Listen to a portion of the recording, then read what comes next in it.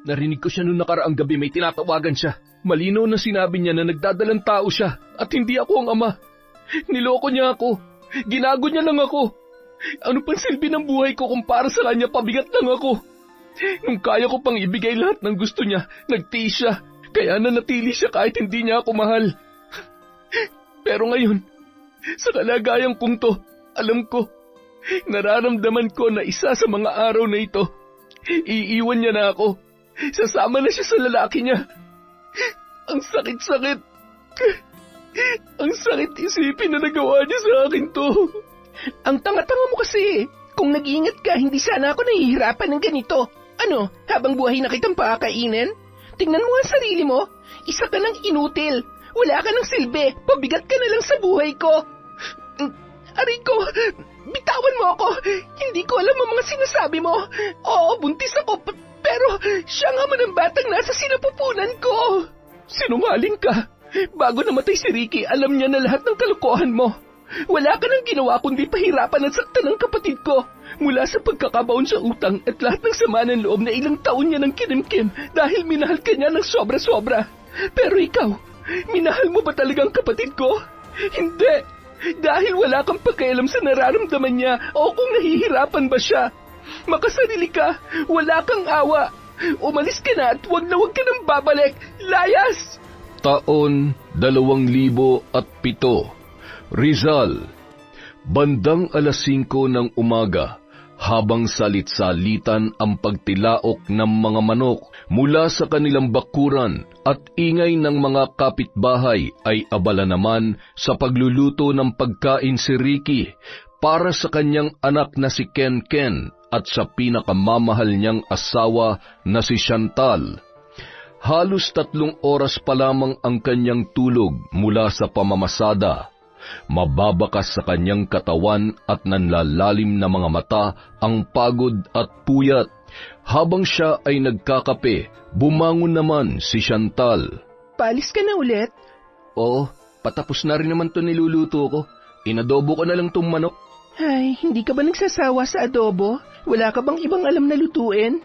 Ikaw kaya mag-ulam ng paulit-ulit. Alam mo, mas mabuti pa mag-iwan ka na lang ng pambili namin ng ulam. O di kaya ay, kakain na lang kami sa labas paminsan-minsan.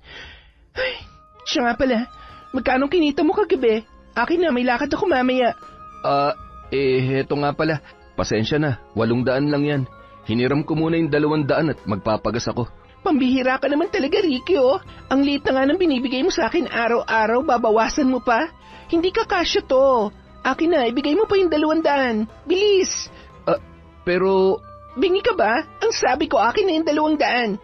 Akin na, dalian mo! Ay, ibabalik ko naman mamaya eh. Wala nga kasi akong... Wala akong pakialam. Kung wala kang panggas o kung ano pa man, Ricky, hindi ko na problema yon. Maghiram ka kung kinakailangan pero wag mong babawasan ng perang para sa akin. Naintindihan mo? Oo na. Heto na. Huwag ka na magalit.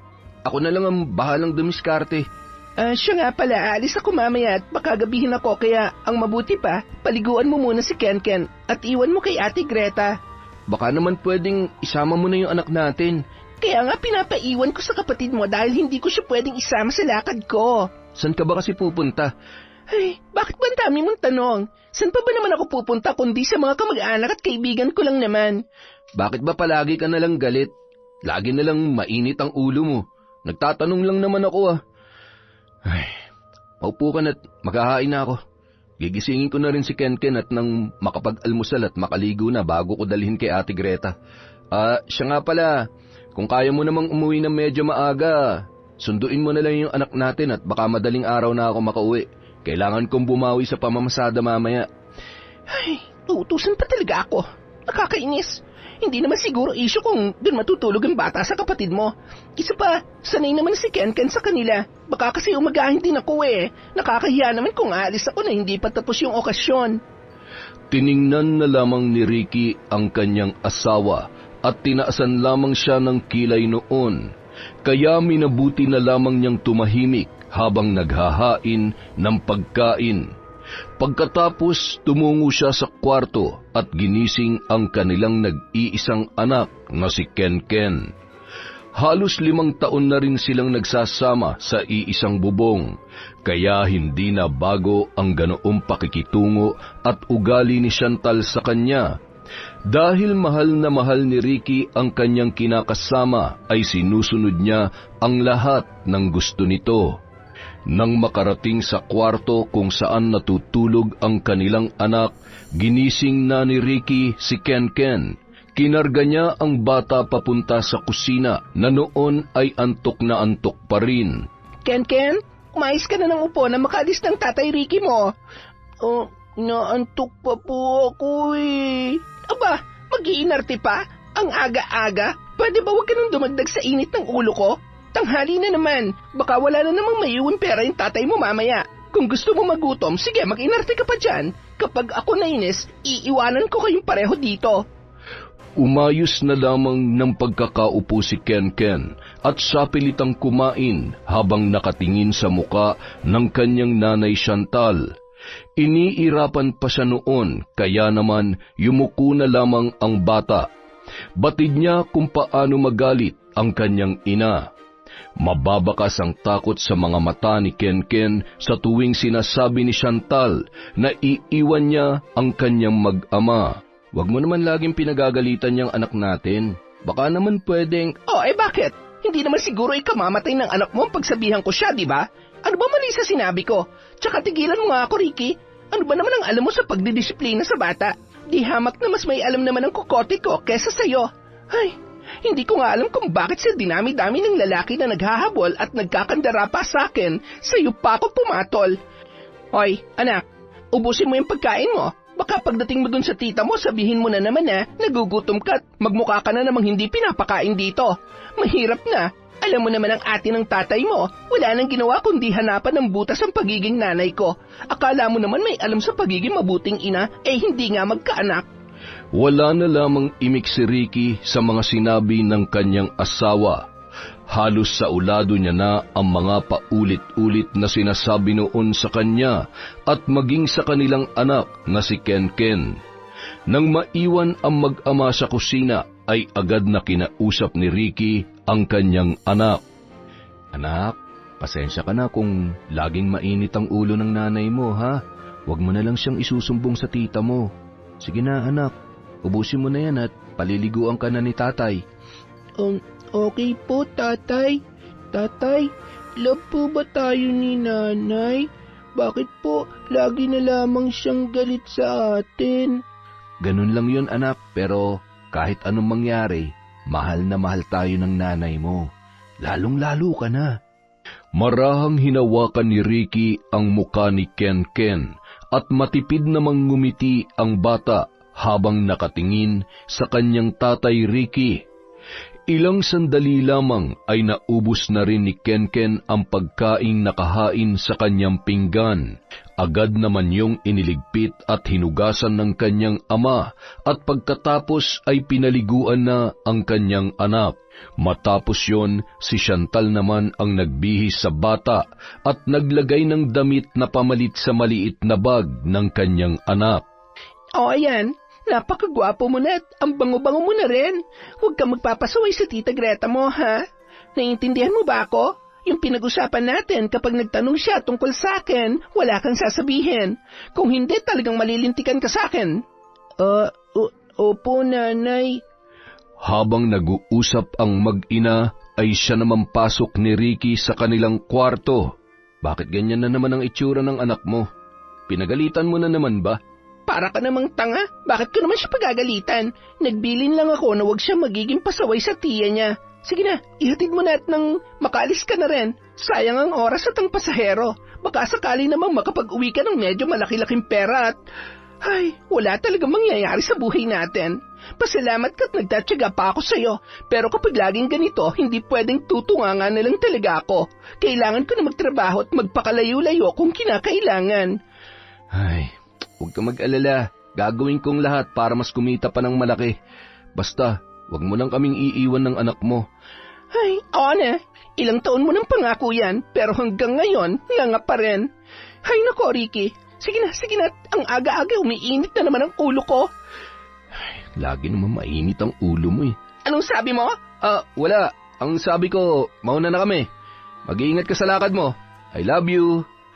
Umirap pa sabay isinara ang pinto ng kanilang bahay matapos lumabas ng mag-ama na sina Ricky at Ken.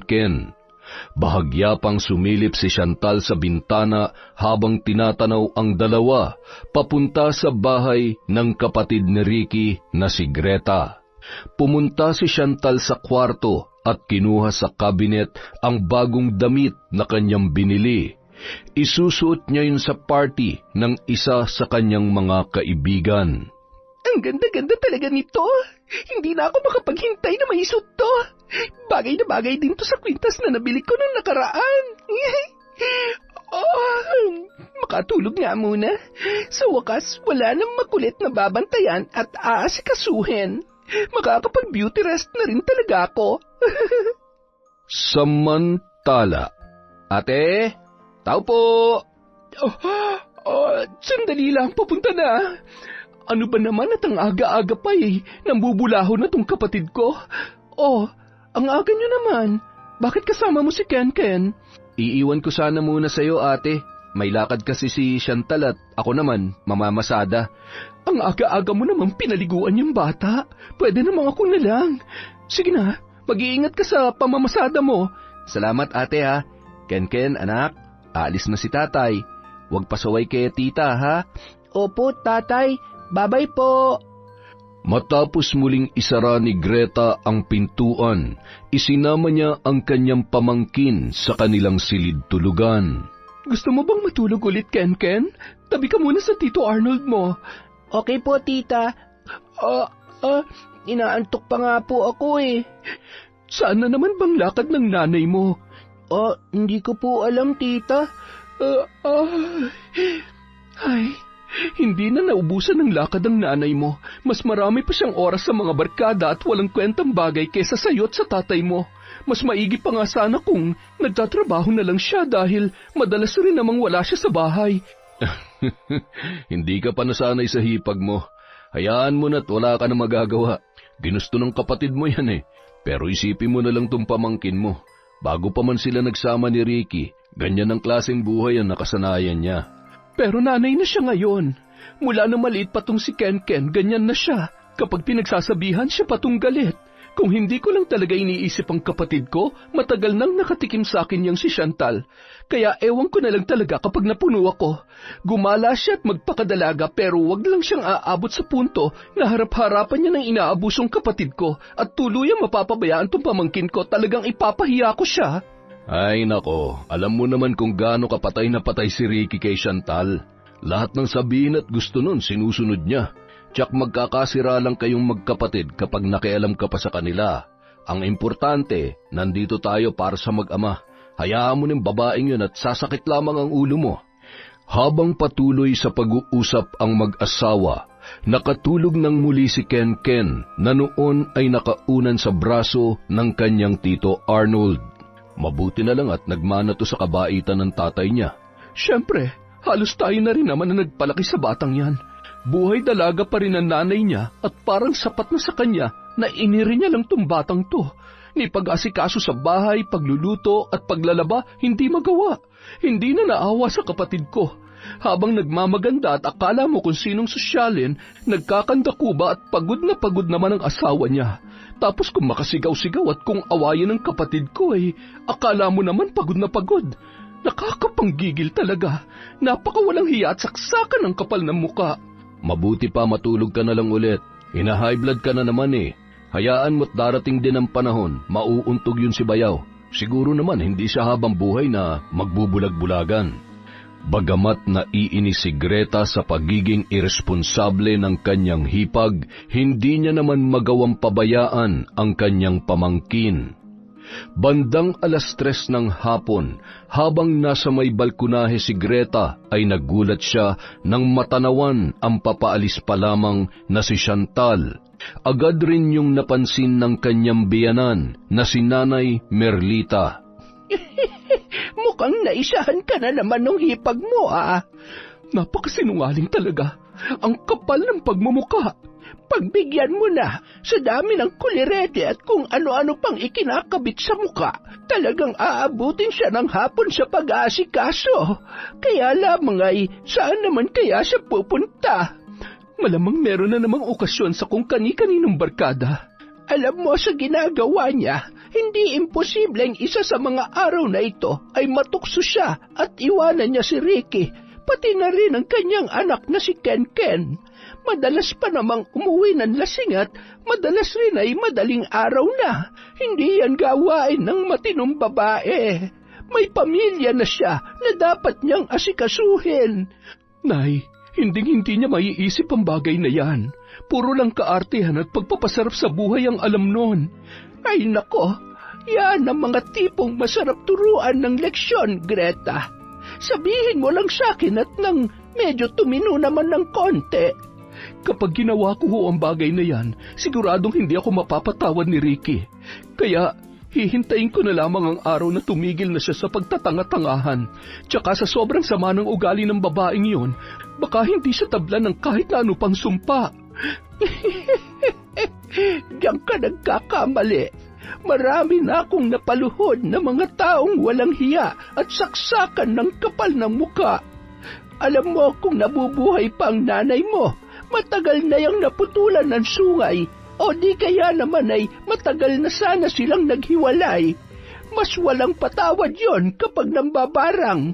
Walang awa-awa, patay kung patay. Ay, alam ko naman ho yun. Pero hindi naman ho tama yun, Nay. Marami pa namang ibang paraan para itama ang mga pagkakamali ng tao. Nasasabi mo lamang yan ngayon. Alam mo, lahat ng lumalapit sa amin ay yung mga taong nawalan na ng pag-asa. Mga taong nabalot ng sakit at galit na ang nais lamang ay makaganti o di kaya ay naghahangad ng hustisya. Napabuntong hininga na lamang si Greta nung mga oras na yun. Sabay tinawag ang kanyang pamangkin na noon ay nasa labas ng bahay at naglalaro sa initan. Ken, dito ka lang muna sa may balkonahe. Mainit. Gusto mo ba magmerienda? Agad namang lumapit ang bata at yumapos pa yun sa kanyang tiyahin. Kitang-kita ang tuwa sa mga mata nito tuwing iniiwan siya sa bahay ng kanyang tiya Greta at tiyo Arnold. Mas gusto niya kasi yon kesa isama siya sa kung saan-saan ng kanyang ina. May pagkakataon pa nga na nakakatulog siya na pawis o di kaya naman ay gutom na gutom kapag isinasama siya sa sugalan o di kaya ay sa inuman kasama ang napakaraming barkada ng kanyang ina. Madalas din siyang pagalitan at napapalo lalo na kapag mainit ang ulo ni Chantal. Pagsapit ng 12:00 ng gabi, pauwi na sana si Ricky mula sa pamamasada nang biglang may pumara sa kanya sa may tapat ng sementeryo.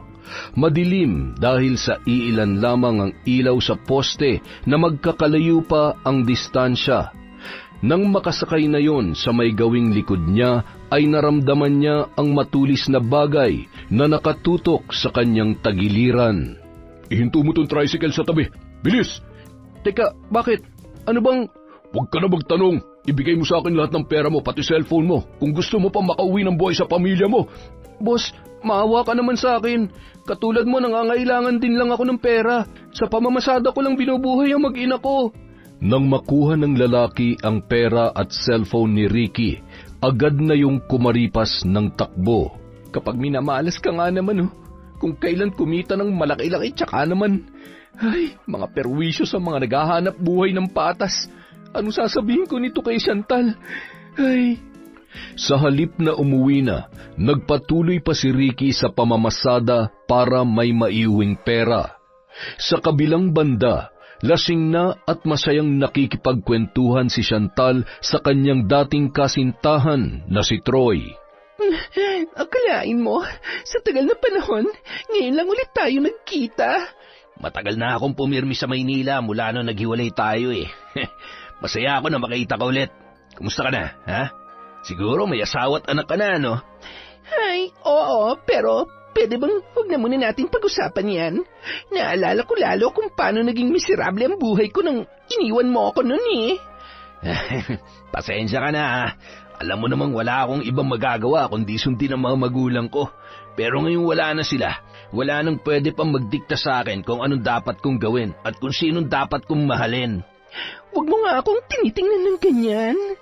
Paano ko naman mapipigilan ang sarili ko na titigan ka ng ganyan?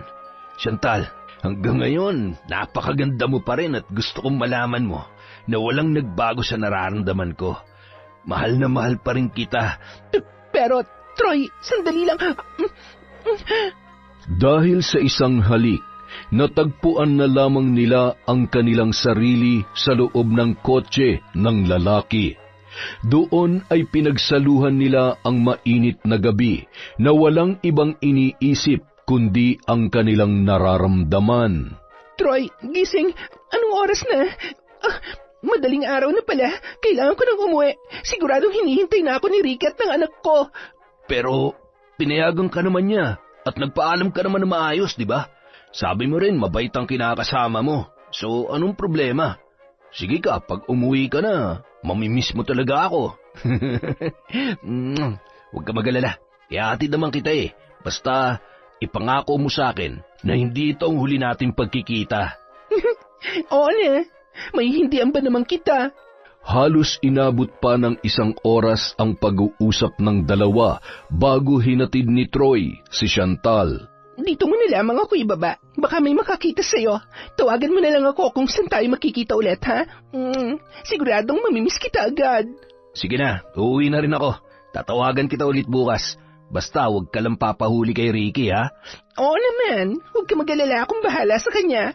Bye! Kumakaway pa ang babae habang umaandar papalayo ang kotse ni Troy. Mula sa di kalayuan ay napatigil naman sa pagmamaneho si Ricky na noon ay parang pinagtakluban ng langit at lupa.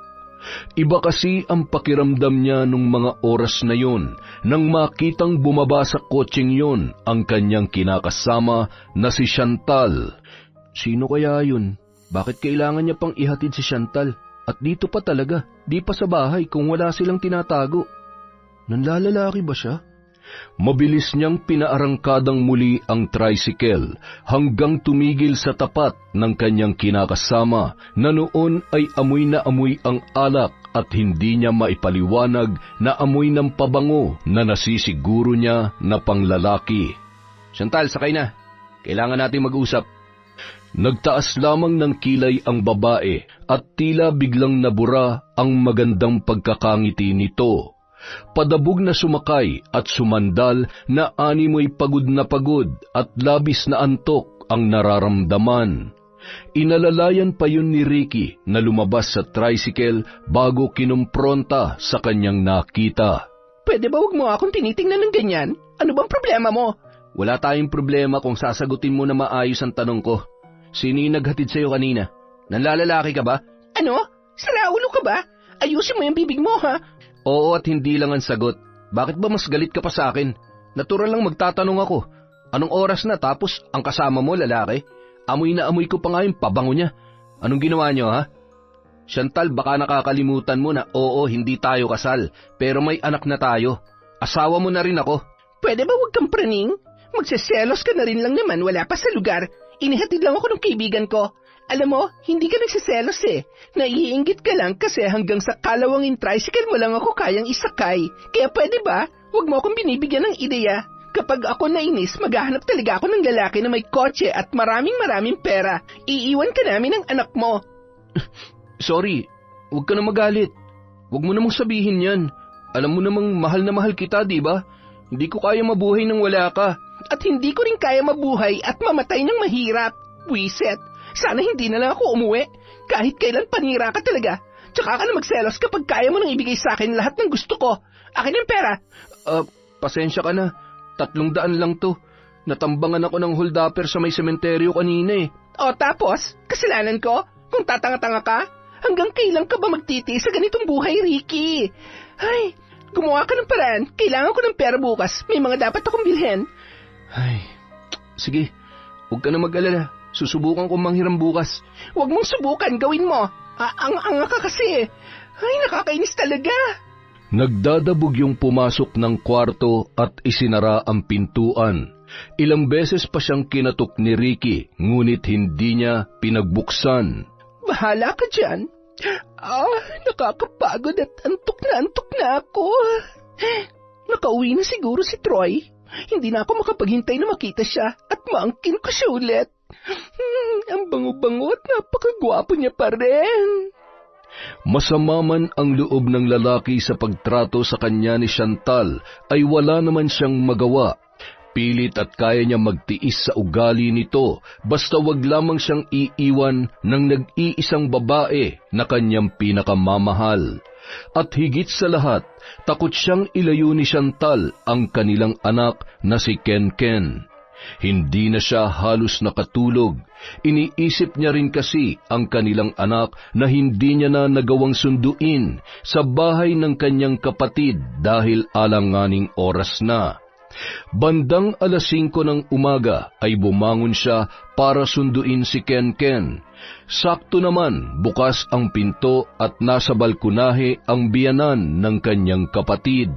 Ricky, hindi mo na nasundo yung anak mo kagabi. Iyak nang iyak bago nakatulog at hinahanap kayo. Mabuti na lamang at napatahan din ang ate Greta mo. Naku, pasensya na ho, Nanay Merlita, na perwisyo ho yata kayo. Madaling araw na ho kasi kaming nakauwi ni Chantal eh. Ay teka, namamasada na rin ba si Chantal? Ay, hindi po. May pinuntahan lang pong party ng kaibigan niya. Sige ho, gigisingin ko lang ho si Ken. Habang naglalakad patungo sa kwarto, ay sakto namang labas ni Greta. Oh, inumaga ka na ng uwi? Oo, ate. Pasensya na kung Okay lang. Naiintindihan naman kita, pero hindi yung asawa mo na kung gumala ay akala mo walang anak na naghihintay sa kanya. Tsaka, kumakain ka pa ba't natutulog? Tingnan mo nga yung mga mata mo, tsaka yung katawan mo.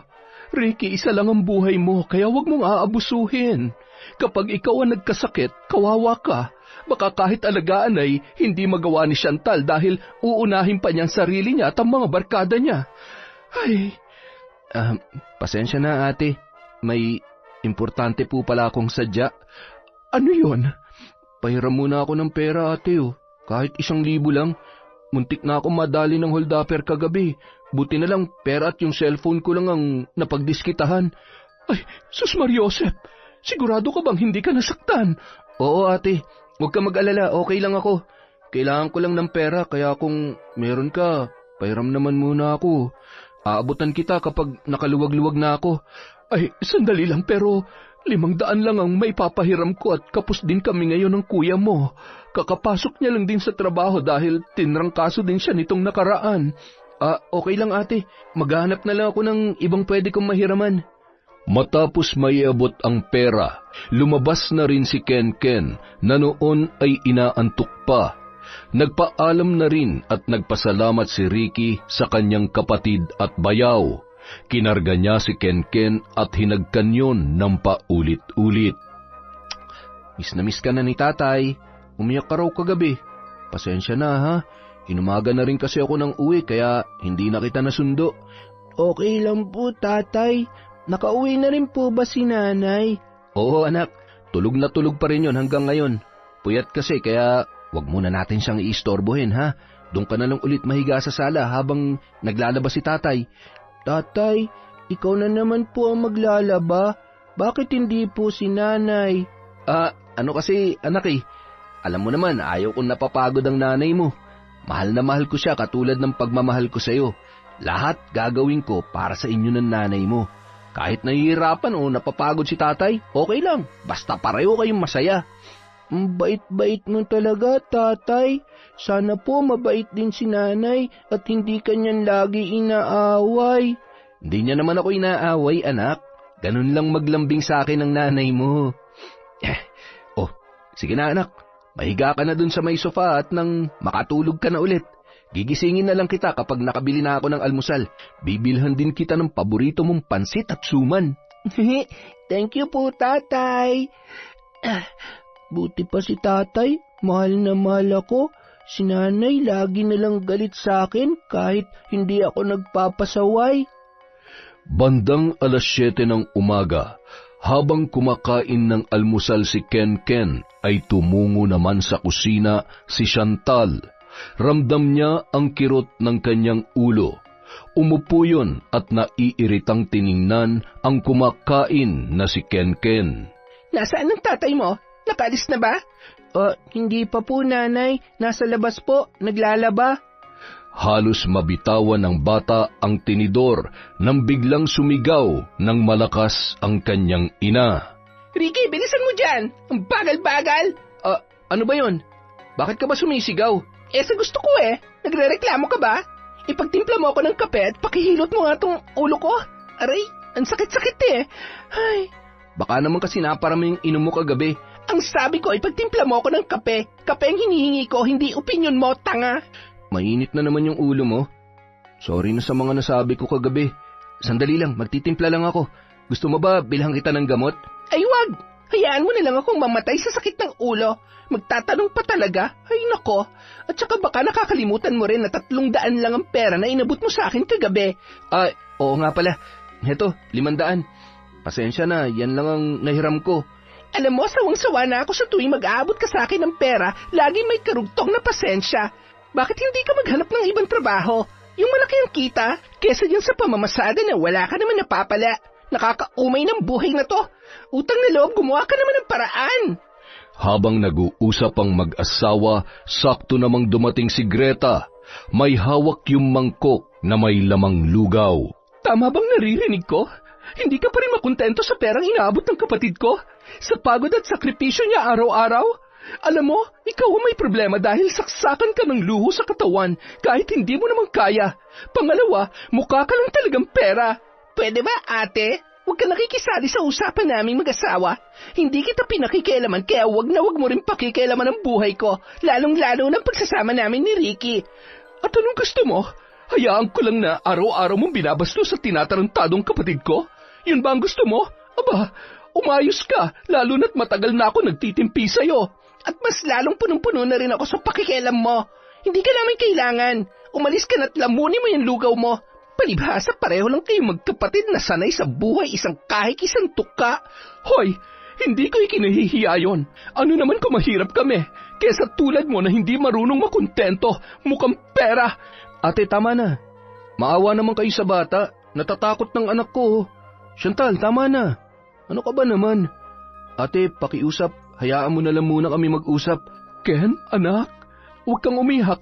Hindi ko lang talaga masikmura ang lumalabas sa bunganga ng nanay mo. Bitawan mo nga yan, anak ko. Mula ngayon, hindi ka na pupuntahan ng batang yan sa inyo. Baka kung ano pang pagmamanipulang itatak mo dyan sa utak niya. Isa pa, huwag ka masyadong nagnananay-nanayan dahil hindi bagay sa'yo. At kahit anong gawin mo, hindi mo na mararanasan maging ina. Kawawa ka naman. Wala kang karapatang pagsabihan ako ng ganyan. Ipinagdadamot mo sa akin ang pamangkin ko? Sige, alagaan mo siya at siguruhin mo na hindi mo siya pababayaan. Patunayan mo sa akin at sa lahat na responsable ka at nararapat kang tawaging ina. Kinuha ni Greta ang mangkok na inilapag niya sa mesa at ibinuhos yon sa damit ni Chantal, dahilan para mapasigaw ang kanyang hipag. Ang init! Hayop ka talaga! Ano, masakit? Mainit ba, Chantal? Masyado ka namang maselan. Pasalamat ka't hindi bagong luto yan. Kailangan kasi yan ng mga tulad mo para mahimasmasan. Ngumisi sabay lumabas yun ng bahay at hindi na nilingon pa ang patuloy sa pagngangawa na si Chantal. Kita mo na? Kita mo na ang ugali ng ate mo? Akala mo kung sinong mabait? Makakaganti rin ako sa kanya. Humanda talaga siya. Alam mo, kasalanan mo to Ikaw may kasalanan. Aray, tama na Chantal. Nasasaktan ako. Tama na po, nanay. Itigil niyo na po yan. Huwag niyo na pong suntukin si tatay. Isa ka pa. Mga salot kayo sa buhay ko. Pare-pareho lang kayo. Buisit! Nung mga sumunod na araw, napilitan si Chantal na dalhin ang kanyang anak kapag may lakad dahil sa naging alitan nila ng kapatid ni Ricky na si Greta. Maging nung araw na nagkita ulit sila ni Troy ay kasama niya ang bata. Ipinakilala lamang niya yon bilang pinsan. Nagkita sila sa lumang bahay ng mga magulang ni Troy at nataon naman na marami ang mga batang naglalaro sa labas. Nanay, pwede po ba akong makipaglaro sa labas? Oo naman. Sige na, tatawagin na lamang kita kapag pauwi na tayo, ha? Yehey! Agad nang tumakbo papalabas ang bata at masayang-masaya naman sina Troy at Chantal na agad na nagtungo sa isang kwarto. Sabi ko naman sa iyo malaya natin magagawa ang gusto natin. Mabuti naman para kahit anong oras pwede tayong magkita. Pero anong gagawin mo kung sakaling mabuking ka ng asawa mo? Troy, sabihin mo lang, kaya ko naman siyang iwan para sa iyo. Pareho naman tayo ng gusto't nararamdaman, di ba? Mahal na mahal pa rin natin ang isa't isa. Ngayon pa ba na malaya na tayo magmahalan? Isa pa, hindi naman ako kasal sa kanya. Troy, ikaw ang lalaking gusto ko makasama habang buhay. At hindi na ako makapapayag na mawala ka pa sa akin. Naitulak ng lalaki si Chantal nang biglang tumunog ang pinto ng kwarto at nanlaki ang mga mata ng bata sa kanyang nasaksihan. Nanay, bakit kinikis mo siya? Sabi mo... Akma na sanang tatakbo palabas ang bata nang biglang pinigilan yon ng kanyang ina. Makinig ka sa akin. Wala kang nakita at lalong wala kang isusumbong sa tatay mo. Kapag nagsumbong ka, mag-aaway kami. Palalayasin niya ako at siyempre isasama kita. Kapag nangyari yun, hindi mo na siya makikita kahit kailan. Naintindihan mo ba? Sige na, bumalik ka na sa mga kalaro mo. Bilis! Bandang 8:00 ng gabi nang umalis ang mag-ina sa bahay ni Troy. Tahimik lamang si Kenken na tila ba nakikiramdam sa mga mangyayari. Mababakas sa mukha noon ang pinaghalong lungkot at kaba. Huwag ka magkakamali magsabi ng kung ano-ano sa tatay mo, ha? Itiko mo lang yung bibig mo kung gusto mo pa siya makasama. Tumango na lamang ang bata habang tumutulo ang butil-butil na luha mula sa kanyang mga mata. Sa edad na 6 na taon ay naguguluhan siya sa mga nangyayari at kanyang nasaksihan tungkol sa kanyang ina na si Chantal. Nang makarating sa bahay bandang 9:00 ng gabi ay nakaramdam na ng antok ang babae, kaya agad nang nakatulog yon. Pasilip-silip naman si Kenken sa kwarto na noon ay nakakaramdam na ng gutom. Tumungo yun sa kusina at pinagtiyagaang kainin ang sinangag na nasa pinggan. Nagtaka pa yon sa pangit at kakaiba ng lasa, ngunit ipinagpatuloy niya pa rin ang pagkain upang maibsan ang pagkalam ng kanyang sikmura. Pagkatapos kumain ay tumungo yun sa kwarto at nagpalit ng kanyang damit. Humiga na rin yun sa tabi ng kanyang nanay hanggang sa siya ay makatulog na. Bandang 11:00 ng gabi, nagising ang bata dahil sa labis na pananakit ng tiyan. Nanay, ang sakit po ng tiyan ko. Ay, ano pa naman? Itulog mo na lang yan. Nanay, hindi ko na po talaga kaya. Sobrang sakit na po. Ken, lintik, bakit dito ka pa sumuka? Ano ba nangyayari sa'yo, ha? Patuloy sa pagpupumalahaw ang bata at bakas sa mga labi nito at mata ang pamumutla at panghihina na sinabayan pa ng malalamig na pawis. Nataranta naman si Chantal at nagsisigaw sa labas para humingi ng tulong. Tulong! Tulungan niyo kami! Tulungan niyo anak ko! Nang marinig ni Arnold ang iyak ni Kenken at sigaw ng ina nito, ay labis namang nabahala ang lalaki. Tara na, puntahan na natin sila. Kahit pa nag-aalangan ng mga oras na yon si Greta, ay hindi niya na nagawang pigilan pa ang sarili dahil sa labis na pag-aalala para sa kanyang pamangkin. Sumunod naman na si Nanay Merlita, dala ang kanyang bag na may lamang mga halamang gamot na animoy nababatid niyang kakailanganin niya ng mga oras na yon. Ano ba nangyari kay Kenken? Nagising na lang siya na masakit ang tiyan at nagsusuka. Ano bang pwedeng gawin? kumalma kayo. Ako nang bahala sa kanya. Ano bang pinakain mo dito? Kita mo na, nag-iisa lang yung anak mo na pabayaan mo pa. Pwede ba wag mo akong sisihin na para bang gusto kong mangyari yan sa kanya? Wala ka na ba talagang iba magawa kundi questionin ang pagiging nanay ko? Kung wala ka magandang sasabihin, umalis ka na lang. Hindi ka naman nakakatulong eh. Nang mga sandaling yon ay siya namang dating ni Ricky. Nag-aaway na naman kayo. Ano ba nangyayari sa anak ko? Ken, anak? Tatay! Umuwi ka na muna, Greta. Arnold, sige na. Umuwi na kayo. Huwag kayong mag-alala. Maya-maya lamang ay magiging maayos ng pakiramdam ng batang ito. Anak, medyo mapait ito, ha? Tiisin mo lang para mawala ang pananakit ng tiyan mo at hindi ka na magsuka pa. Ano ba kasi ang kinain mo at sumakit ang tiyan mo? Yun pong pagkain po sa mesa, Lola. Nagutom po kasi ako kanina pagdating namin ni Nanay. Hindi ko na po kasi siya ginising kasi po tulog po siya. Agad namang tumungo sa kusina ang mag-asawa at tiningnan kung anong pagkain ang tinutukoy ni Ken. Nang tikman ni Ricky yon ay napailing-iling na lamang siya sabay tiningnan ng masama ang kanyang kinakasama. Pambihira ka naman. Bakit hindi mo muna inasikaso yung anak mo bago ka natulog? Aba, sisisihin mo pa talaga ako? Ikaw nang mabuting magulang. Alam mo ba, pareho lang kayo ng ate mo. Mga kontrabida kayo sa buhay ko. Alam mo, sa halip na magalit ka kay ate, dapat nagpapasalamat ka pa dahil nagmamalasakit siya sa anak natin. Ano bang gusto mong sabihin? Na wala akong pakialam sa anak natin? Na wala akong kwentang nanay? Ganun ba? Ikaw lang ang makakasagot sa mga tanong mong yan. Chantal, sana naman wag mong pabayaan ang anak natin. Hindi naman sa lahat ng oras nandito ako para bantayan siya. Hindi lahat ng oras nandito ako para punan lahat ng pagkukulang mo. At sana rin makita mo kung paano ako nagsusumikap para sa pamilya natin. Oo, hindi ako mayaman. Wala akong sariling kotse. At lalong hindi ko kayang ibigay ang marangyang buhay na gusto mo. Pero ni minsan hindi ko kayo pinabayaan. Binibigay kong pangangailangan nyo ng anak natin. Kung hindi mo ako kayang mahalin, matatanggap ko naman eh. Pero huwag mo ipagkait yung kay Ken.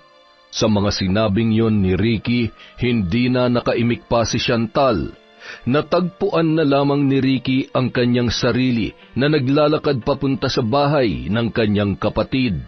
Nadatnan niya pa ang mag-asawa na pinag-uusapan ang nangyari sa kanilang pamangkin. Kumusta? Umiiyak pa ba si Ken? Maayos na bang pakiramdam niya?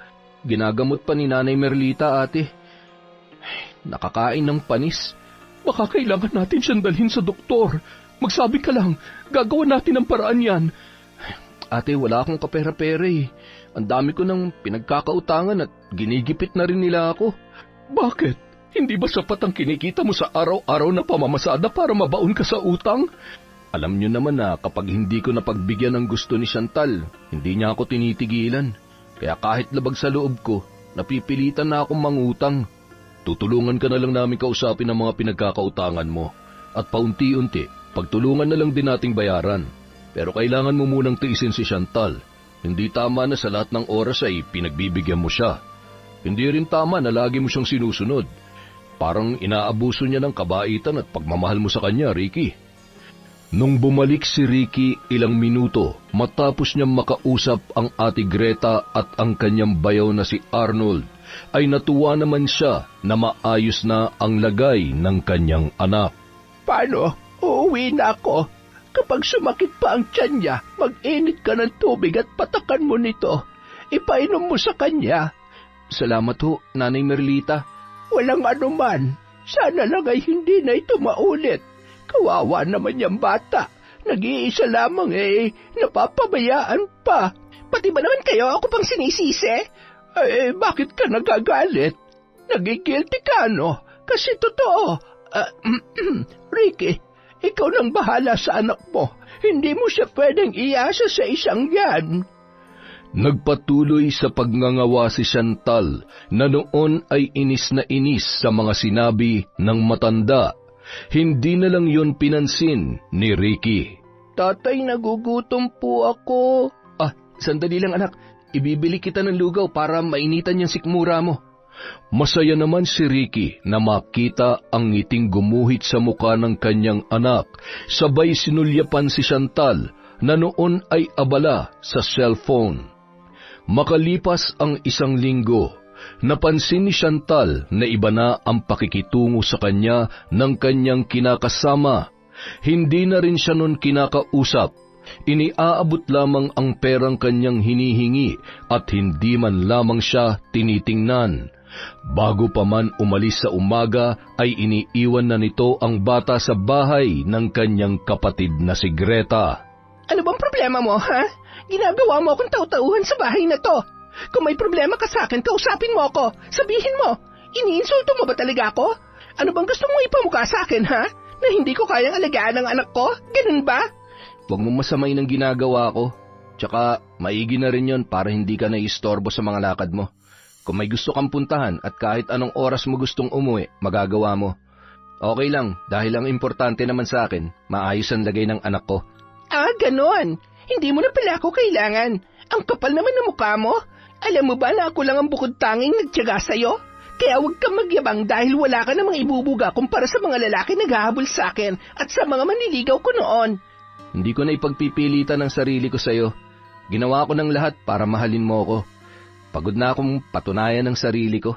Kaya kung saan ka magiging masaya, hindi kita pipigilan. Pagkasabi noon, agad nang tumalikod si Ricky at pinaandar ang tricycle. Napakayabang. Huwag kang mag-alala. Sa oras na yayain ako ni Troy na magsama na kami, iiwan talaga kita. Kayo ng anak mo. Kung pagod ka na, mas pagod na ako magtiyaga sa buhay na to. Si Troy ang totoo mahal ko mula noon at siguradong mapibigyan niya ako ng magandang buhay, hindi tulad mo, Ricky. Nang makaalis ang kanyang asawa, ay ilang beses rin na tinawagan ni Chantal si Troy. Gusto sana niyang makipagkita, ngunit hindi siya sinasagot noon. Bakit ba ayaw niya sagutin ang tawag ko? Ay, busy ba siya sa trabaho? Siguro naman tatawag na lang siya kapag wala na siyang ginagawa. Inilapag niya ang kanyang cellphone at nang biglang tumunog yon ay agad niyang dinampot sa pag-aakala na si Troy yon. Napataas naman ang kanyang kilay nang sinagot ang tawag mula sa isang di kilalang numero. Isa yon sa mga matalik na kaibigan ni Ricky. Nasa ospital kami ngayon. Naaksidente si Ricky. Ha? Ano? Saan ospital? Sige, pupunta ako. Salamat. Ay, aanga talaga kahit kailan. Magkasunuran lamang dumating sina Chantal at ang kanyang hipag na si Greta. Naging malubha ang lagay ni Ricky kaya naman kailangan nung sumailalim sa operasyon at tuluyan ng putulin ang kanyang kanang paa. Sina Greta at Arnold ang gumawa ng paraan upang makalikom ng pera para sa operasyon at bayarin hanggang sa makalabas sila ng ospital. Napilitang magtrabaho si Chantal para matugunan ang araw-araw nilang pangangailangan at paulit-ulit niyang isinisisi kay Ricky ang lahat ng hirap na kanyang pinagdaraanan. Ang tanga-tanga mo kasi. Kung nag-iingat ka, hindi sana ako nahihirapan ng ganito. Ano, habang buhay na kitang pakakainin? Tingnan mo ang sarili mo. Isa ka lang inutil. Wala ka ng silbi. Pabigat ka na lang sa buhay ko. Isang umaga, nang makaalis si Chantal na noon ay papasok bilang isang cashier sa isang grocery store, ay agad namang pumunta si Greta kasama ang kanyang pamangkin na noon ay nakatira na sa kanila at pinag-aaral na rin nilang mag-asawa. Mahigpit na niyakap ni Kenken ang kanyang ama na noon ay napapaluhan na tinugunan ang yakap ng kanyang anak. Agad na rin yung nagpaalam ng tawagin ng kanyang tiyo Arnold. Yun kasi ang naghahatid sa kanya sa paaralan. Sinundan ng tingin ni Ricky ang kanyang anak, sabay nagpahid ng kanyang mga luha. Ate, kung sakaling may mangyari sa akin, kayo na ni Kuya ang bahala sa anak ko, ha? Kahit kailan hindi namin pababayaan si Kenken. Para na rin namin siyang anak ng kuya mo. Teka, bakit ka ba nagsasalita ng ganyan? Magpalakas ka, huwag ka mawalan ng pag-asa. Nawalan ka man ng kanang paa, pero buhay at may mga kamay ka pa. Kapag nanumbalik na ang dati mong lakas, marami ka na ulit pwedeng gawin. Ate, alam kong sinasabi mo lang yan para lumakas ang loob ko, pero ang totoo, tama naman talaga si Chantal eh. Pabigat lang ako. Kaya hindi ko siya masisi kung bakit nagagawa niya akong lokohin. Ano ka ba naman? Talaga bang sisisihin mo pang sarili mo? At saka sabihin mo nga sa akin, nanlalaki ba siya? Narinig ko siya nung nakaraang gabi na may tinatawagan. Malinaw na sinabi niya na nagdadalang tao siya at hindi ako ang ama. Niloko niya ako, ate. Ginagago niya lang ako. Ano pang silbi ng buhay ko kung para sa kanya? Pabigat lamang ako. Nung kaya ko pang ibigay ang lahat ng gusto niya, nagtiis siya, kaya kahit hindi ako mahal, nananatili siya. Pero ngayon, sa kalagayan kong to, alam ko, nararamdaman ko na isa sa mga araw na ito, iiwan niya na ako. Sasama na siya sa lalaki niya. Ang sakit, ate. Ang sakit isipin na nagawa niya sa akin to. Wala akong ibang ginawa kundi mahalin siya kahit paulit-ulit niya akong sinasaktan. Kahit hindi niya ako nire-respeto kahit man lamang bilang tatay ng anak namin. Ayoko na. Pagod na rin ako, ate. Ang sakit-sakit na. Ricky, isipin mo ang anak mo. Huwag kang walang hiyang babae na yon. Tatagan mo ang loob mo. Kahit anong mangyari, nandito lamang ako. Nandito kami ng kuya mo. Mahal ka namin. Mahal na mahal ka ng anak mo, Ricky. Hayaan mo't may araw din yang si Chantal. Pasasan ba't mapagtatanturin niya ang pagkakamali niya? Hayaan mo makarma siya sa pagtataksil niya sa'yo. Tumahan ka na. Nang kumalma na si Ricky, ay tsaka lamang iniwan yun ni Greta sa pag-aakalang malinaw na ang pag-iisip at kahit papaano ay gumaan na ang pakiramdam noon dahil sa kanilang napag-usapan. Pinaandar nun ang kanyang wheelchair at tumungo sa kusina. Doon ay pilit niyang inabot ang kutsilyo sa ibabaw ng lamesa. Nanginginig ang kamay na hinawakan yun habang nakatitig sa kanyang pulso sa kaliwang kamay. Ipinikit niya ang kanyang mata kasabay ng pagtalsik ng dugo mula sa kanyang sugat. Ramdam niya ang kirot. Dahan-dahan na nandilim ang paningin at tuluyang bumagsak mula sa kanyang kinauupuan. Bandang 11:00 ng tanghali nang bumalik si Greta na may dalang pagkain para sa kanyang kapatid. Nadatnan niya yon na nakahandusay sa sahig.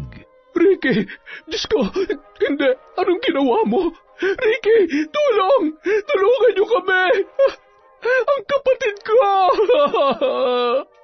Isa na yung malamig na bangkay at wala nang nagawa pa ang mga taong naroon na noon ay handa sanang sumaklolo.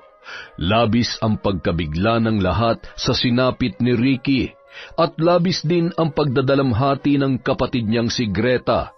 Gayon din ang anak nitong si Ken na walang tigil sa pagpupumalahaw nang malaman ang nangyari sa kanyang tatay.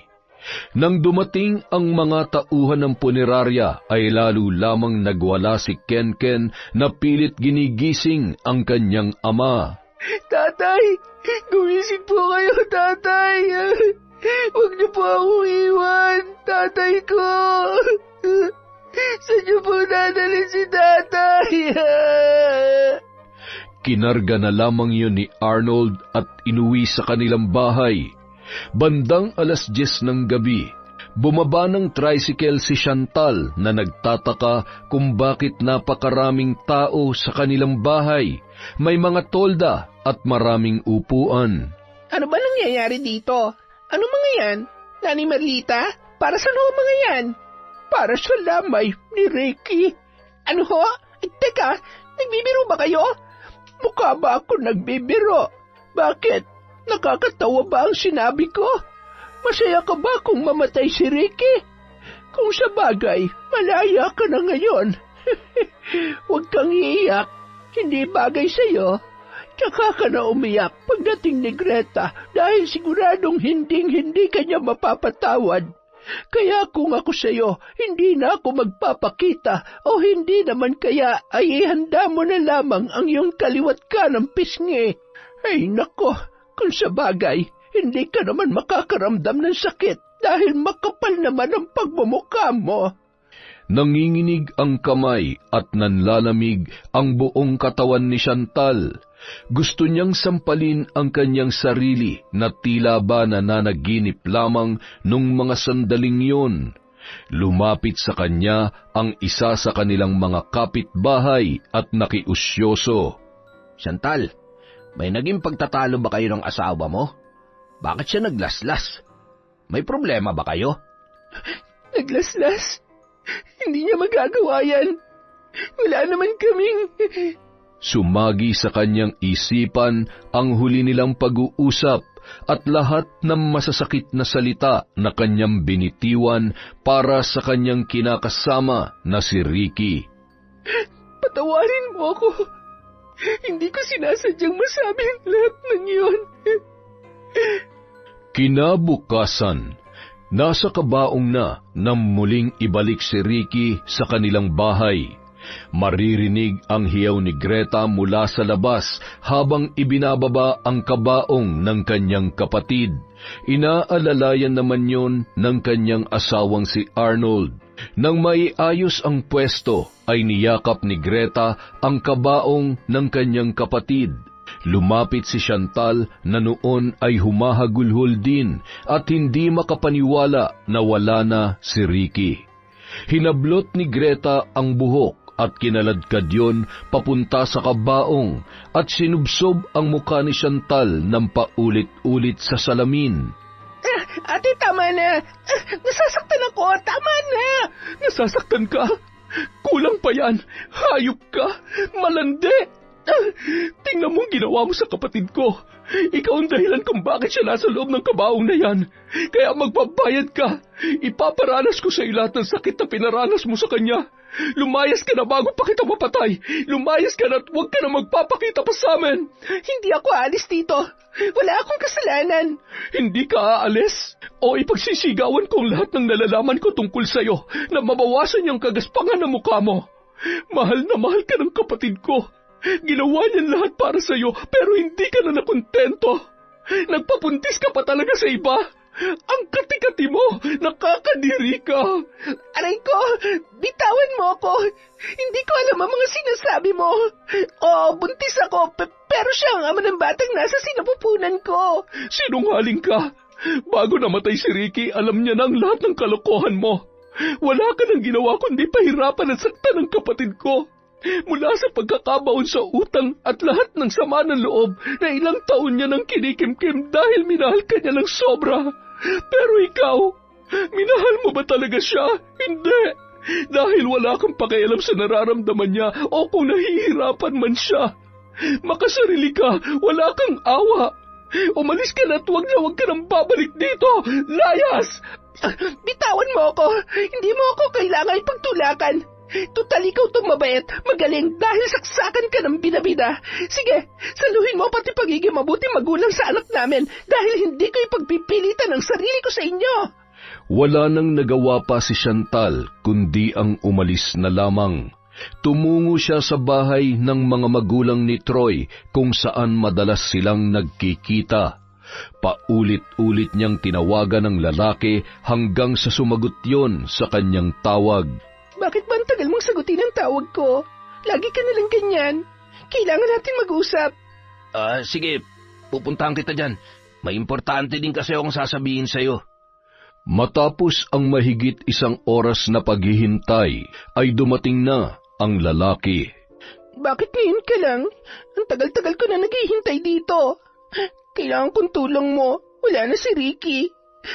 At ako ang sinisisi ng kapatid niya. Sinabi ko bang magpakamatay siya? Saksakan kasi ng tanga-tangkitin ng utak ng lalaking yun eh. Kasalanan naman talaga natin eh.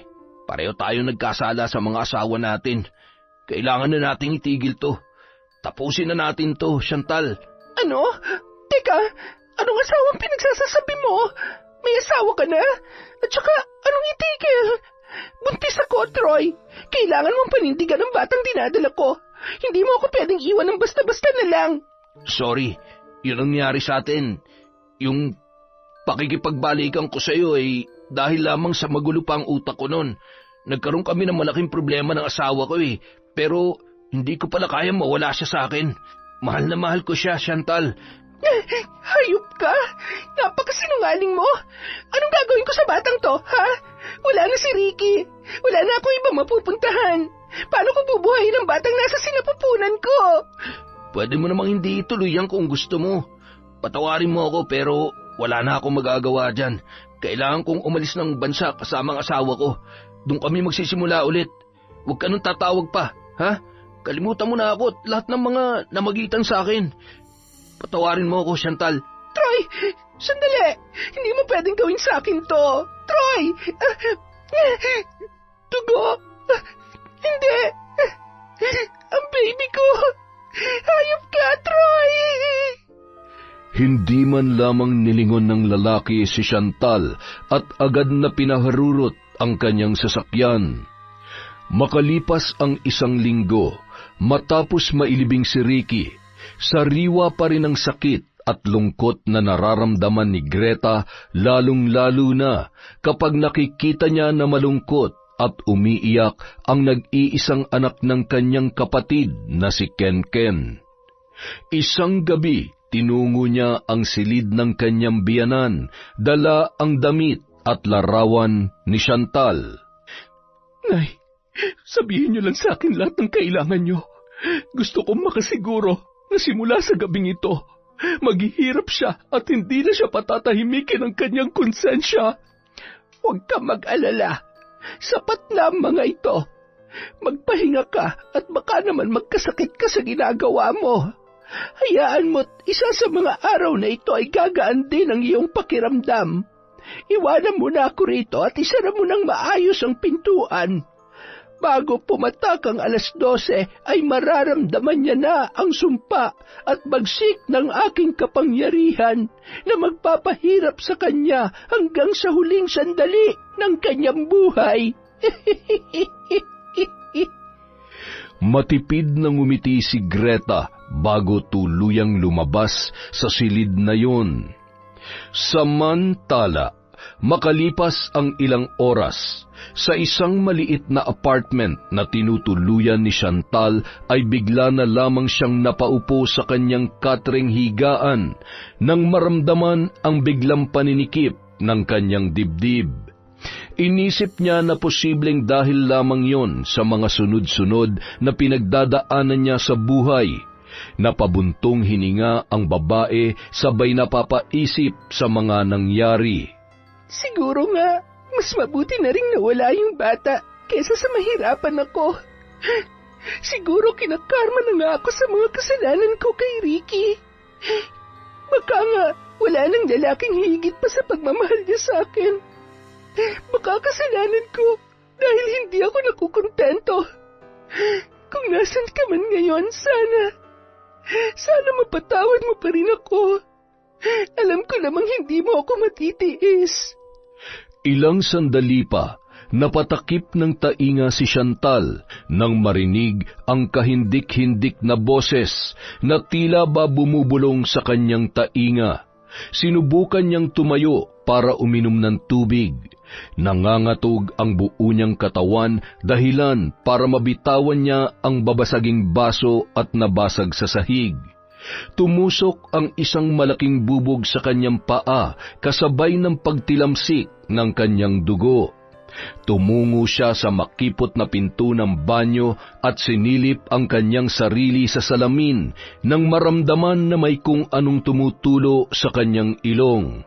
Napahiyaw ang babae nang makita ang likidong kulay itim at napahawak sa kanyang leeg nang maramdaman na may kung anong nakabara doon. Bulate, ano nangyayari sa akin? Hindi totoo to. Nananaginip lamang ako. Napahawak yun sa pader nang makaramdam ng panghihina. dahil hindi niya na masikmura ang amoy ng putik na may bulate na kanyang isinusuka. Biglang nagpatay-sindi ang ilaw at nakita niya ang dugoang lalaki sa kanyang likuran na mayroong hawak na matulis na kutsilyo. Ricky, wag! Maawa ka! Huwag mong gawin sa akin to! Wag! Kinaumagahan, nagising na lamang si Chantal na naririnig ang pagtulo ng tubig mula sa gripo. Nang imulat niya ang kanyang mga mata, ay labis naman ang kanyang pagtataka kung bakit nakahandusay siya sa sahig ng banyo. Dahan-dahan niyang itinayo ang kanyang sarili at agad niyang napansin ang kanyang kamay na may napakaraming butas. Napasigaw yun at nang muling makita ang kanyang muka sa salamin ay hindi siya makapaniwala. Malayong malayo na yon sa kanyang dating itsura. Ha? Hindi ako yan! Hindi pwede! Napakaraming malalaking butlig na naglalaman ng nana. Makirot at nangangati ang kanyang muka, pati na rin ang kanyang buong katawan, kaya hindi niya mapigilan ang kanyang sarili na kamutin yon hanggang sa dumugo ang kanyang balat. Nang bahagyang kumalma ang pangangati, ay sinubukan niyang tumungo sa grocery para kausapin ang kanyang amo. Kinakailangan niya kasi ng trabaho para may pambayad siya sa kanyang inuupahan at para na rin sa kanyang pagkain. Sir, kailangan ko po talaga ang trabaho. Kahit ibang trabaho na lang po. Kahit doon na lang po ako sa bodega. Bakit bang kulit mo? Di ba sabi ko umalis ka na? Tingnan mo nga yung sarili mo. At saka, ang lansa-lansa ng amoy mo. Umalis ka na at baka makahawa ka pa rito. Dali na, kung ayaw mong buhusan kita ng alkohol. Guard, palabasin nyo nga ito. Dali at nakakabala na rito sa trabaho. Sige na, Chantal, lumabas ka na. Sa tingin ko, nadali ka ng mambabarang. Magpa-albularyo ka kaya. Yun ang makakatulong sa'yo, sigurado ko. Sige na. Napaisip si Chantal sa sinabi ng gwardya, kaya naman hindi na siya nagsayang pa ng oras. Pinuntahan niya ang dati nilang kapitbahay na albularyo. Nakatira yon sa may paanan ng bundok at dinadayo ng kanyang mga parokyano. Bagamat malayo ay maraming sumasadya roon para magpagamot. Dalaginding ka pa lamang nung huli kitang nakita. Hindi na kita halos mamukan dahil sa ginawa sa iyo ng mambabarang. Ano ba ang atraso mo at nangyari sa iyo ito? Tatang, gamutin niyo na lang kaya ako. Ayaw ko na magkwento at balikan pa ang mga nangyari. Ang gusto ko lang ngayon ay gumaling. Hindi ka basta-basta gagaling. Ang isang sumpa ng mambabarang ay nababalot ng itim na kapangyarihan. Hangarin ang pusong nais maghiganti, kaya mas lalo itong nagiging mabisa. Hindi mo maaaring kalimutan at takasan ng nakaraan, lalo na ang iyong mga pagkakamali. Kailangan mo maging matapang na harapin at manikluhod. Ano? Teka, bakit ko gagawin yon? Isa pa, bakit ako hihingi ng tawad sa taong hindi ko man lamang kilala? Malay ko ba kung sino ang mambabarang na yan? Hindi makakatulong ang pagmamatigas mo.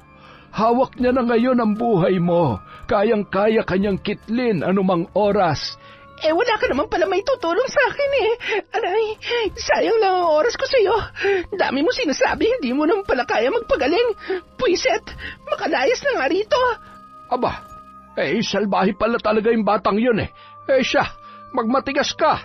Totodasin ka talaga naman babarang na yon. Pagkagaling ni Chantal sa albularyo, agad na siyang bumiyahe papunta sa bahay ni Greta. Nadatnan niya si Nanay Merlita na noon ay nakaupo sa may balkonahe. Hey, anak ng demonyo!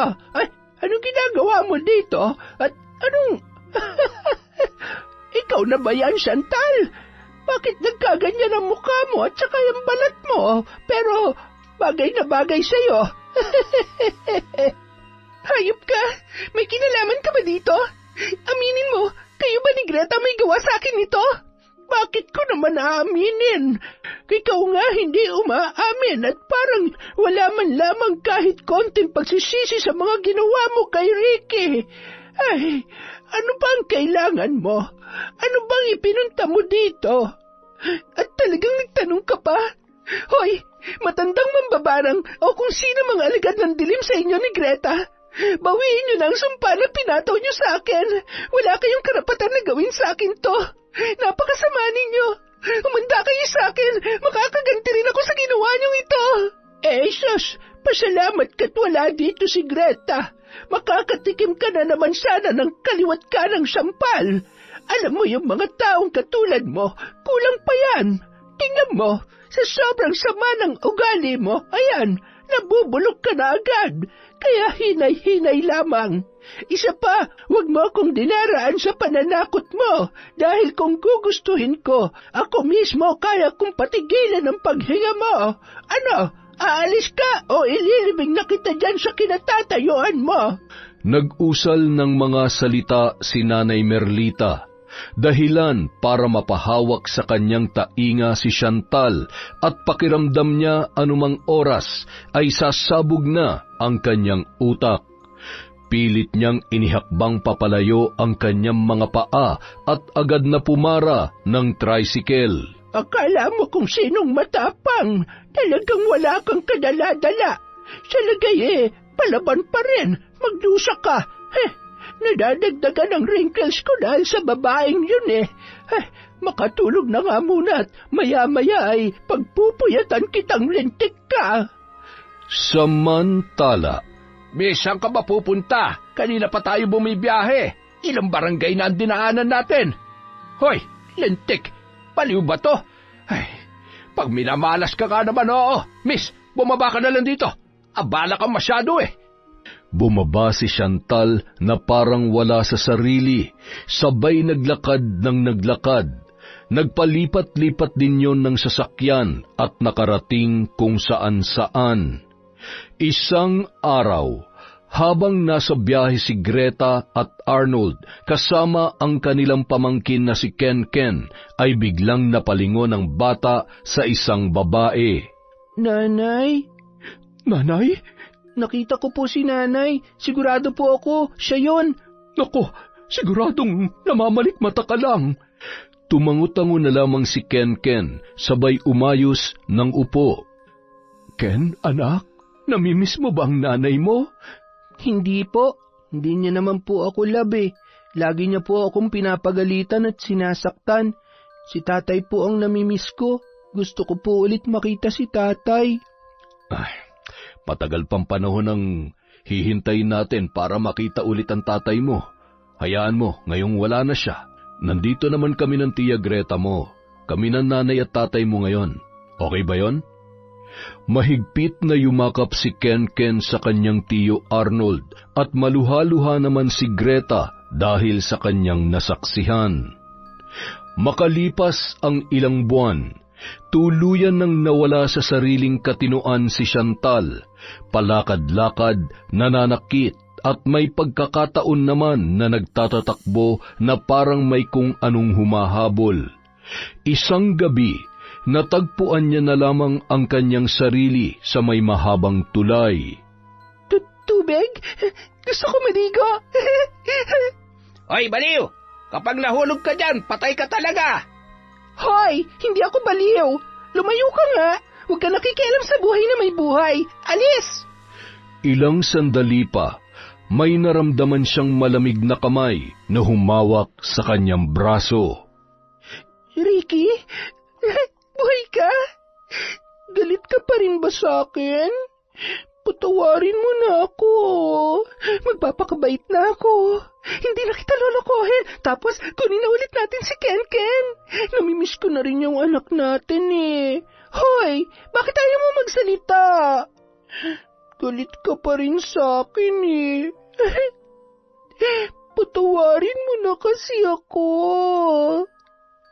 Mapapatawad lamang kita kapag sumama ka sa akin. Tara, langoy tayo. Ha? Sige, basta patawarin mo lang ako ha. Tara na, huwag mo akong bibitawan ha. Oo naman. hinding-hindi dahil isasama kita hanggang sa kamatayan. Nung mga oras na yon, nagkakagulo na ang mga tao habang kinakabahan sa babaeng patuloy na kinakausap ang sarili at tila ba handa ng lumundag sa mataas na tulay. Ikaw talaga? Tara na nga! 1, 2, 3! Para siyang isang mabigat na bagay na nahulog sa tubig, na hindi na nakita pang lumutang. Tuluyan nang lumubog sa masangsang at napakaruming tubig ang katawan ni Chantal na naging dahilan ng kanyang pagpanaw na wala man lamang ni isang nakakakilala. Makalipas ang 1 taon mula nang mamatay si Ricky ay muli nilang dinalaw ang puntod nito. Hanggang ngayon, hindi pa rin ako makapaniwala na wala ng kapatid ko. Ganyan talaga ang buhay. Ang nakakalungkot lang ay naging masalimuot ang pinagdaanan niya dahil sa Chantal na yon. Ay, alam niyo, Nay, may mga pagkakataon na gusto ko nang kalimutan ng babaeng yon. Gusto ko siyang patawarin pero hindi ko pa talaga kaya. Patawarin mo na siya. Pinagbayaran niya na ang lahat. At kung nasaan man siya ngayon, sigurado ako na nagsisisi na siya. Sana nga, Nay. Sana naisip niya man lang kung gaano kalaking bahagi ng buhay ko ang ninakaw niya. At saka, ipinagkait niya sa sarili niyang nag-iisang tao na nagmahal sa kanya ng buong buo. Ibang klase talaga siya. Kahit nga sa sarili niyang anak, wala siyang pagmamalasakit. Kung may ipinagpapasalamat man ako sa ngayon, ay nagkaroon kami ng anak ni Arnold. Masaya ako na makitang lumalaki si Ken na mabait na bata at walang bahid ng ugali ng kanyang walang hiyang ina. Teka, nasaan na nga ba yung dalawa? Ayan na. Nako, nakakatuwa naman si Arnold. Talagang mahal na mahal niya si Ken, ano? Opo, mahal na mahal namin ng batang yan. Nay? Bigla ho ako nahilo. Nahihilo ka na naman. Ano ba nangyayari sa'yo? Parang mayat-maya na yan, Alam mo, magpatingin ka na kaya sa doktor. Bakit, Nay? Sa tingin niyo may sakit ako? Cancer ba o... Sus Mariosep, ano ka ba naman? Hindi yan ang tinutukoy ko. Napapansin ko rin kasi na parang naibang hulma ng katawan mo. Malay mo, may magandang balita ang doktor sa'yo. Hindi ba't 2 buwan ka nang hindi dinadatnan? Ayaw ko hong umasa, Nay. At lalong ayaw kong paasahin si Arnold.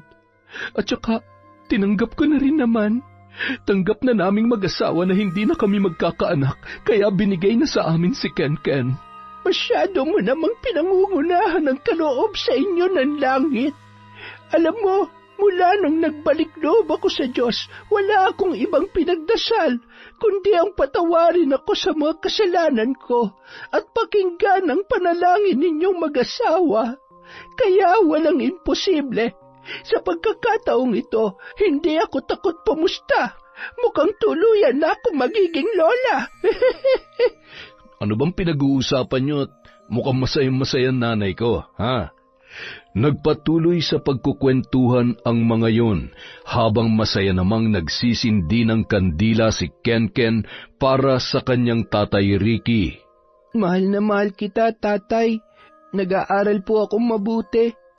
Miss na po kita. Sana masaya ka po dyan at lagi niyo po akong binabantayan.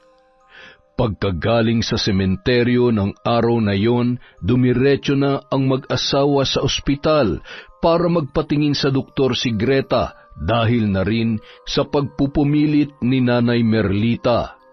Habang naghihintay si Arnold sa resulta ay hindi mapakali ang lalaki hanggang sa lumabas ang doktor at siya ay kinausap. Kumusta ho, Dok? Ano pong sakit ng asawa ko? Mister, wala pong sakit si Mrs. Congratulations, buntis po ang asawa ninyo at natural lang po na minsan ay sumama ang kanyang pakiramdam. Napalunuklaway na lamang, sabay na paupo si Arnold at napaluha dala ng sobrang saya. Sa halos isang dekada nilang pagsasama ay nagkaroon din ng katuparan ang kanilang ipinagdarasal. Masayang umuwi ang mag-asawa at ibinalita ang naging resulta. Salamat sa Diyos! Masayang-masaya ako para sa inyo. Magkakaroon na po ako ng kalaro. Aalagaan ko rin po siya katulad ng pag-aalaga niyo sa akin. Sana'y babae ng apo ko at nang may magmana naman ang kagandahan ni Lola. Yun! Isa na namang magandang kwento mula sa Kwentong Enteng. Dahil delayed po tayo ng isang araw, meron tayong shoutout! Huwag na po tayo magpatumpik-tumpik pa. Simulan na natin kay Razalina Shanita. Hi po kay Monica Nieves, kay Kathy Nakua, kay Imelda Pascua. Hi kay Rosette Ersando, sana magaling ka na. Hi kay Aneli Juarez, kay Jonah Angelica, kay Kat Burglar Cutie, kay Reds Ekla, Luz Aclaro, kay Ann Lopez Flores, kay Abigail Kabugayan. Hi po kay Rick TV 99. Hi kay Noor OFW from Riyadh.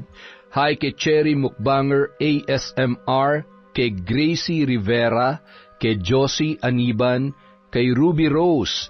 Hi din po kay Analie Vallega, kay Mariam Duca, kay Lola ni Mary Joy Aguilar. Hi din po kay Helen Flores, kay Filipina Palsario, kay Jelana Amanda, Robert Crimen, Juvie Tejero. Hi kay Richard Rivera, sa Guevara at Naling family from Marilor Guevara. Hi po kay Carmela Rotuvio. Hi din po kay Reb Basil. Happy 2nd anniversary po sa H2O Agency. At hello kay Ma'am Tess Gutierrez. Hi tita. Hi din po kay Daisy Taboklaon, kay Hayashi Megan, kay Irma Umali, kay Jessica Sobremonte. Shout out kay Febe Ranyada, kay Shan Ann Reblinka. Hi po kay Emilia. Hi kay Jobel Baldonasa, kay Marilu Pida, kay Angelina Ignacio, kay Lirio May Aquino. Shout out kay The Cinderella Maldita. Hello din po kay Celia Tolentino, kay Elizabeth Orebia, kay Adoracion Espiritu, kay Jessica Rojas. Shout out kay OFW TikToker, kay Rashan Yan Licarte, kay Ann Cherry Santos. Hi kay Butch Balalay, sa Bertumin Malanyaon Caranog family from Minerva, Caranog. Hi po kay Consolacion Alvarez at Annaliza Diga. Hi din po kay Myra Abdan, kay Len TV2, kay Evelyn Santos. Shout out kay Cataleja Soto, kay Billy Ray, Jenny May at Ray Buendia from Lucy Buendia. Shout out po kay Joy Costales, kay Edna Adriano, kay Sofia Moralio, kay Marian de la Fuente, kay Pureza Tagiwalo, Ross V. Daklitan from Cliven Dubalan. Hi kay Gay Somodio, kay Vilma Bautista, Jennifer Camacho, and Verga and Torres family of Taguig from Ate Jessica. Hi sa clients po ng Seaware Sewing Shop, Bridge Point, Pampanga from Robilin Ude. Hi kay Valerie Joy Nadal, kay Adrian, Sean, Samuel, and Sebastian from Chonchamteb. Hi din po kay Vilma Manabat, kay Rosemary Casonete, kay Maria Dimple Galentes. Hi kay Yasmin Bautista, kay Norsen TV of Davao Occidental. Hi kay Marcos Balingasa, kay Maura, kay Crisjel Mamado, kay Lorenzo from Queen Jenny. Hi din po kay Margareth, kay May Megs, kay Larry Gumangan, kay Betty Velasco, kay Elsie Pasasadaba, kay Tessie Reyes, kay Edna Lintupas, kay Angelu de la Cruz, kay Angelica Crisostomo, kay Jesusa Dagondon, kay Althea Ermita from Butuan City. Hi din po sa mga hindi natin nabate, marami pa po tayong susunod na videos, kaya maraming salamat po sa walang sawang pagsuporta mula sa Kwentong Enteng.